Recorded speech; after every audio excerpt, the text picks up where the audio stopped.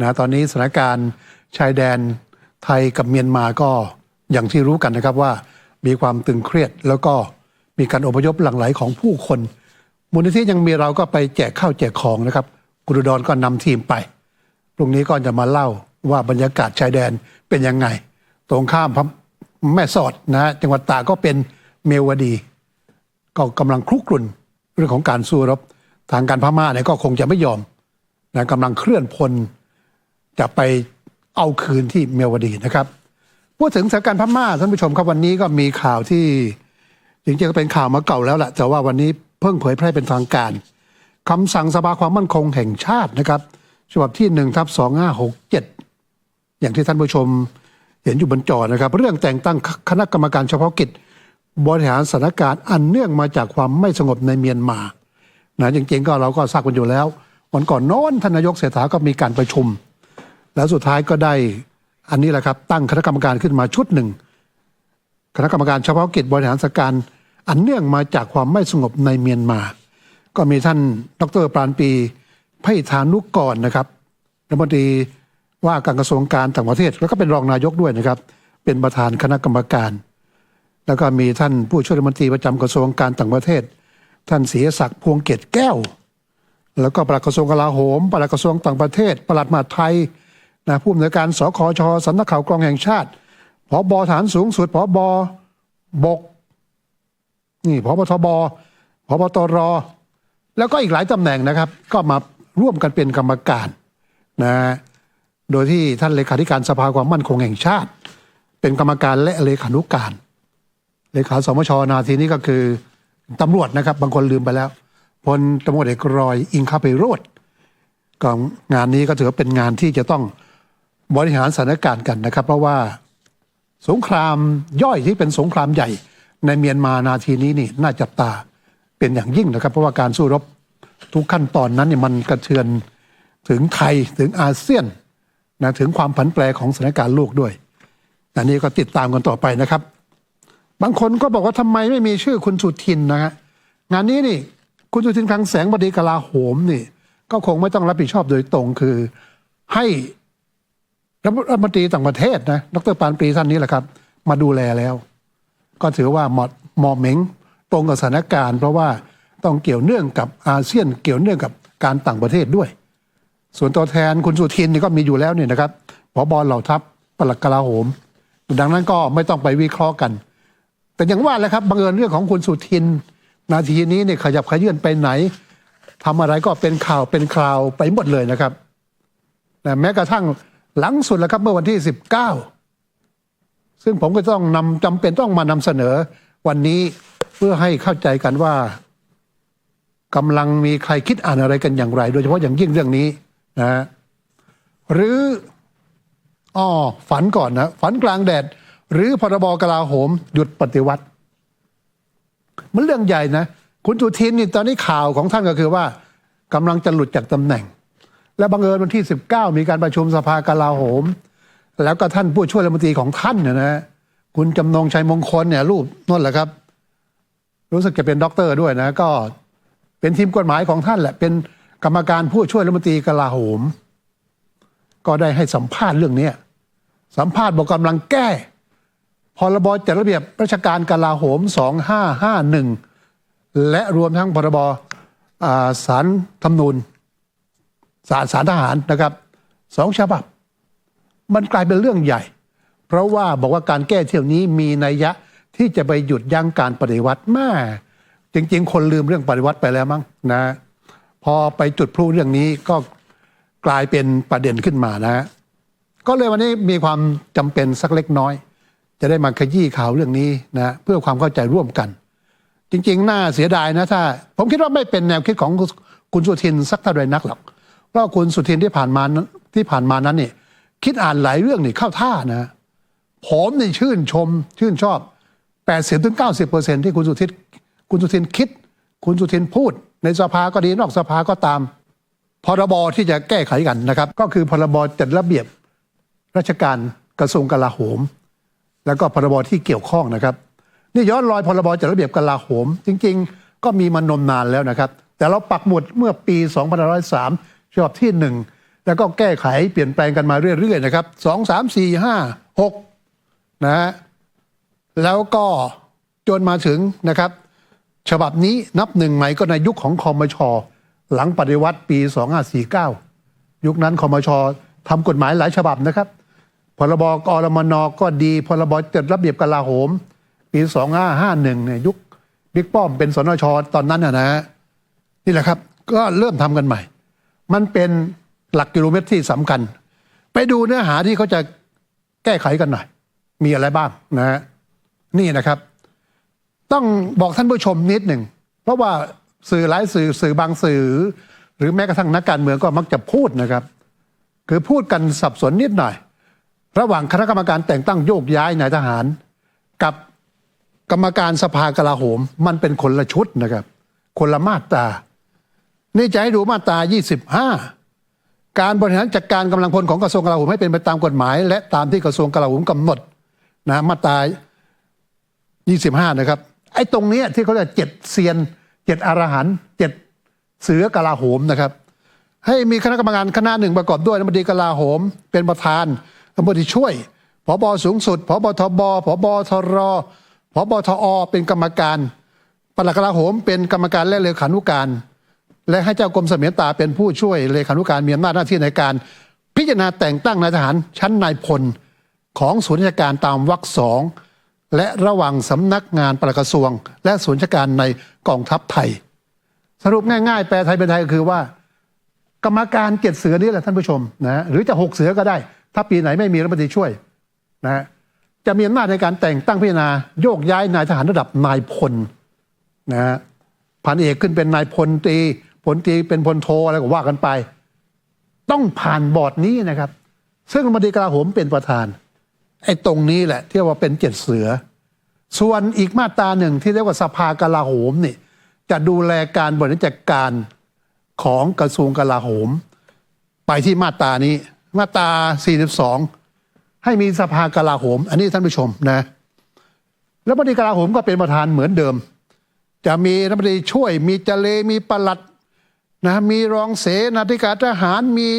ใครต่อใครเนี่ยมาเป็นนะฮะทีนี้มันสำคัญตรงนี้ที่เขาทีมงานคุณสุทินคุณจำนงจะแก้นะฮะแล้วก็กำลังจะเสนอก็คือวงเล็บที่26สมาชิกสภากลาโหมผู้ทรงวุฒิซึ่งเป็นผู้มีความรู้และความเชี่ยวชาญเป็นที่ประจักษ์ในด้านการทหารด้านความมั่นคงด้านการบริหารราชการด้านกฎหมายหรือด้านอื่นที่เกี่ยวข้องกับอำนาจหน้าที่ของกระทรวงกลาโหมจำนวนไม่เกิน3คนซึ่งรัฐมนตรีว่าการกลาโหมแต่งตั้งตามมติของสภากลาโหมอันนี้นี่เขาแก้จาก3ขอเพิ่มเป็น5อันนี้แหละก็เลยเป็นข่าวเจียวจ้าวจริงๆก็ไม่มีอะไรเท่าไหร่ไอ้เป็นประเด็นนี้นะไอ้ประเด็นสำคัญคือประเด็นต่อไปที่คุณจำนงออกมาแถลงข่าวกรรมการผู้ช่วยรัฐมนตรีแถลงข่าวนะก็คือการที่จะอันนี้นี่นะต่อไปที่ว่าจะหยุดปฏิวัติแล้วก็รวมทั้งการคนที่จะมาเป็นนายพลน่ะต้องมีคุณสมบัติ 3-4 ประการไม่มีพฤติกรรมเป็นผู้มีอิทธิพลไม่ค้ามนุษย์ต้องไม่เป็นคู่สัญญากับหน่วยงานของ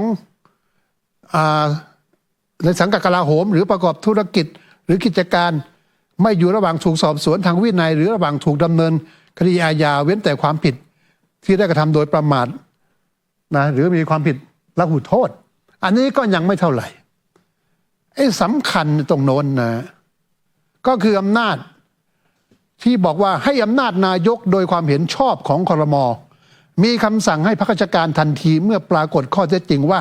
ข้าราชการทหารผู้ใดที่ใช้กำลังทหารเพื่อยึดหรือควบคุมอำนาจการบริหารราชการแผ่นดินจากรัฐบาลหรือเพื่อก่อการกบฏแต่ไทยเป็นไทยอีกเช่นเคยว่าประมาณว่าถ้าสืบทราบว่าพลเอกสำราญพลตรีสำราญนะกำลังเคลื่อนไหวที่จะก่อการยึดอำนาจถ้านายกรู้ข่าวนะครับปลดได้ทันทีเลยสั่งเลยนะให้ยุติการกระทำแล้วก็พักราชการหรือว่าปลดออกอะไรประมาณนี้อันนี้นะครับเป็นประเด็นสำคัญที่เถียงกันไม่จบว่ามันจำเป็นขนาดนั้นเหรอเพราะว่าถ้าจะมีการปฏิวัติเนี่ยนะเขา เขาไม่มาบอกใครหรอกหรือรู้ก็หยุดไม่ได้ถ้าจะมีการปฏิวัติเหมือนที่บ้านเมืองเรามีการปฏิวัติมาแล้ว20 ครั้งหรือ10 กว่าครั้งอะไรก็แล้วแต่นะฮะบางครั้งก็แพ้กลายเป็นกบฏทีนี้มาดูความเห็นกันนิดหนึ่งเป็นยังไงอันนี้แหละคุณจำนงบอกว่าการปฏิวัติเนี่ยต้องฉีกรัฐธรรมนูญการไปเขียนไว้ในรัฐธรรมนูญไม่มีประโยชน์คือการปฏิวัติเนี่ยผิดกฎหมายนะครับรัฐธรรมนูญนี่ห้ามนะล้มล้างการปกครองเป็นปฏิบัติอะไรต่างๆเหล่านี้นะคุณจำนงบอกว่าการจะให้เขียนเรื่องเหล่านี้ไว้นี่นะยังไงถ้าเขาจะยึดอำนาจเขาฉีกรัฐธรรมนูญแน่นอนดังนั้นต้องไปเขียนไว้ในกฎหมายรองกฎหมายรองในประมาณนี้ก็คือว่าในกฎหมายกลาโหมนี่แหละอะไรประมาณนั้นนี่นะเอาดูต่อความเห็นนี้นี่ก็มีคนอมยิ้มกันเยอะเหมือนกันนะทำเป็นไปได้แก้ทำไมจำเป็นด้วยหรือแต่ว่าในมุมของนักวิชาการอย่างดร.โอบเนี่ยนะวันวิชิตบุญโปร่งนะอาจารย์มรังสิตเนี่ยท่านบอกว่าก็โอเคนะไม่มีโอกาสไหนที่อีกแล้วที่จะทำให้เกิดคอมมิตเมนต์หรือการยอมรับร่วมกันอย่างน้อยก็เป็นสารตั้งต้นและอนาคตอาจจะออกแบบกติกาให้ควบคุมภาพลักษณ์ทหารเป็นทหารอาชีพมากขึ้นและจะส่งเสริมให้คนที่มาเป็นผู้นำเหล่าทัพมีความสง่างามมากขึ้นก็มองโลกในแง่ดี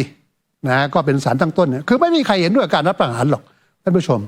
แต่หลายครั้งรัฐประหารในอดีตมันก็เกิดจากหลายสาเหตุแย่งชิงอำนาจกันบ้างนะหักหลังกันเองบ้างแต่หลังๆมา 3-4 ครั้งหลังเนี่ยมันเกิดจากการที่นักการเมืองฝ่ายการเมืองเนี่ยคือช่อฉนทุจริตคอร์รัปชันละเมิดจับจ้วงนี่จนกลายเป็นประเด็นร้อนทางการเมืองเกิดการชุมนุมทางการเมืองแล้วก็สุดท้ายก็กองทัพต้องออกมายุติความขัดแย้งความรุนแรงมีเสียงต้านอยู่ไม่น้อยทีเดียวนะคุณไพศาลพืชมงคลคนหนึ่งนี่เคยเป็นกรรมการผู้ช่วยรัฐมนตรีของลุงป้อมนะกุนซือลุงป้อมบอกว่างั้นเถอะออกมาโพสต์รัวๆเลยนะบอกว่าอย่ากำเริบอย่าหาทำอย่าทำแบบนี้นี่นะการแก้กฎหมายกลาโหมไม่ฝ่ายการเมืองโดยย้ายทหารได้โดยไม่ต้องมีพระบรมราชโองการเป็นเรื่องมากไปแล้วคือท่านนายกรู้ว่าจะมีการประหารย้ายเลยคุณไพศาลบอกอำนาจการแต่งตั้งโยกย้ายทหารนายพลนี่เป็นอำนาจของพระเจ้าอยู่หัวต้องมีพระบรมราชโองการไม่ใช่ทำกันเล่นๆมากไปแล้วประมาณนั้นนะยังไงต่อทีนี้นี่แหละครับท่านก็อธิบายความอย่างที่ผมพูดสรุปไปเมื่อกี้ดูต่อนี่คนนี้สำคัญท่านนี้เนี่ยเป็นเตรียมทหารรุ่น 1จปร12รุ่นเดียวกับประธานองคมนตรีรุ่นเดียวกับท่านพลเอกสรยุทธจุลานนท์อดีตนายกนะท่านบิ๊กอ้ายเสอ้ายเนี่ยบอกว่าอย่างนี้คือถ้าทำแบบนี้นี่เดี๋ยวก็แอนหรอกประมาณนั้นแหละนะเขาจะถูกปฏิวัติเร็วกว่าที่เขาคิดไว้เขาจะถูกปฏิวัติเร็วกว่าที่คาดไว้ไม่มีอะไรมากกว่านี้ส่วนการที่ผบ.เหล่าทัพรับทราบข้อเสนอดังกล่าวผมไม่ทราบว่าความคิดของผบ.เหล่าทัพเป็นอย่างนั้นหรือเปล่าประมาณนั้นแหละแต่ว่าที่มันเกิดขึ้นที่เขาคิดกันมันไม่ถูกต้องมันเป็นเรื่องของเผด็จการไม่ใช่ประชาธิปไตยมันจะเกิดการกลั่นแกล้งกันง่ายขึ้นถ้าเขาเห็นนายทหารคนไหนที่มีทีท่าว่าจะขึ้นมาเมียนมาก็แกล้งเอาลงเสียแล้วมันจะไปอยู่กันได้อย่างไรมันจะทำให้เกิดการกลั่นแกล้งกันได้ง่ายขึ้นนี่ก็คิดจากดิโอนโซนเยอะแล้วครับทหารรุ่นเก่าเสียอ้ายนะครับเสียอ้ายพลเอกบุญเลิศแก้วประสิทธิ์นะฮะอย่างไรก็ตามท่านผู้ชมนะผมก็ฟังคุณสุทินให้สัมภาษณ์ตอนเช้านะเพิ่มเติมมานิดหนึ่งก็ให้ความเป็นธรรมกับท่านก็ท่านบอกว่าอย่างนี้บอกว่าเรื่องนี้จริงๆก็ไม่มีอะไรตื่นเต้นเท่าไหร่หรอกเพราะว่าท่านก็ตั้งคณะทำงานขึ้นมาประมาณ10 ชุดทำงานชุดนี้เป็นด้านของชุดกฎหมายเขาก็ทำเรื่องราวกันขึ้นมาแล้วเสนอต่อสภากลาโหมสภากลาโหมก็เห็นด้วยแต่มันยังไม่เป็นร่างกฎหมายต้องกลับไปทำใหม่แล้วเสนอมาเป็นร่างถ้าเห็นชอบหมายถึงสภากลาโหมนะก็จะเอาเสนอต่อครม.อีกครั้งหนึ่งเส้นทางอีกยาวไกลแต่ว่านี่แหละครับก็จุดพลุเรื่องนี้กันขึ้นมาทำให้คุณสุทินซึ่งตอนนี้ก็ต้องเรียนตรงๆว่าถึงแม้ฝีไม้ลายมือดีแต่ว่ากำลังสวดเซทางการเมืองเนี่ยก็ถูกวิจารณ์โดยไม่จำเป็นผมก็เสียดายที่ ไม่น่าหยิบเรื่องนี้ขึ้นมานำเสนอในตอนนี้นะ แล้วก็เป็นยังไงครับเสนอแล้วเนี่ยพรรคก้าวไกลเขาก็ตีกินเขาไปเคลมอีกบอกโอ้ยทำแค่นี้ไม่พอหยุดรัฐประหารไม่ได้ต้องให้มันเสด็จน้ำนี่วิโรจน์ลักษณะอดิศรออกมาสอนมวยพรรคเพื่อไทยแล้วนะยังไงก็ตามนะครับเราก็ต้องมองเจตนาผมก็มองคุณสุทินว่าไม่ได้คิดถึงขั้นที่จะไปจุดกระแสอะไรที่มันร้อนแรงหรอกนะแต่อย่างว่าทีมงานบางท่านบางคนก็จะอยากจะโชว์หน่อยนะบังเอิญไทมิ่งจังหวะเวลาไม่ดีเรื่องนี้ก็เลยกลายเป็นแทนที่จะได้ก็น่าจะกลายเป็นเสียซะมากกว่านะฮะนี่คือเรื่องแรกนะครับฝันกลางแดดหรือพ